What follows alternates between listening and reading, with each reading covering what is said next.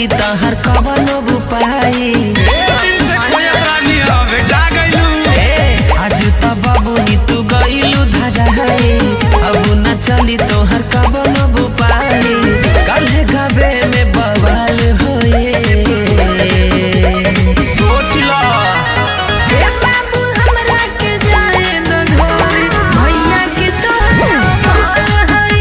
अच्छा बाबू हमरा के जाए दो घर, भैया के तोहरा माल हई। हर मान जाना हो हम ना मानो।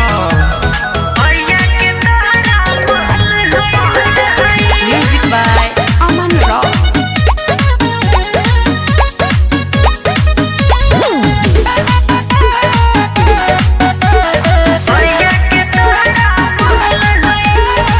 माई बाबू से नजर बचा के आई हम मिले राहत में। कई दिन से नुरानी तोहरा रहनी हा फिराक में। हम खोजते रानी छोड़ दो ना। माई बाबू से नजर बचा के आई हम मिले राहत में। कई दिन से नुरानी तोहरा रहनी हा फिराक में। जोड़तानी हम हाथ गोड़ सगरो, सारा खेला हम जानतानी तोहरो, जियल अब तोहर काल होई। हरी बड़ा बदनामी हुई हो। ए बाबू हमरा के जाए दो घर, भैया के तोहरा माल हई। ए बाबू हमरा के जाए दो घर, भैया के तोहरा माल हई। गावर काकी तो के करा के ताकी।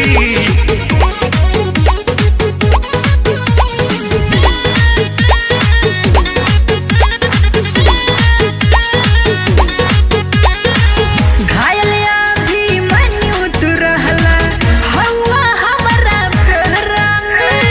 दिल दीवाना के ये सुगनी फसल बारू आज घेरा में।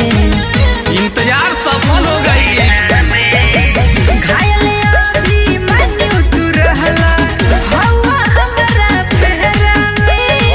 दिल मुरारी के ये सुगनी फसल बारू आज घेरा में। मनला बात अब घात जानी कर, छोड़ दी काकी तू छुटाया बच्चा, सोचा अब का तोहर हाल होई।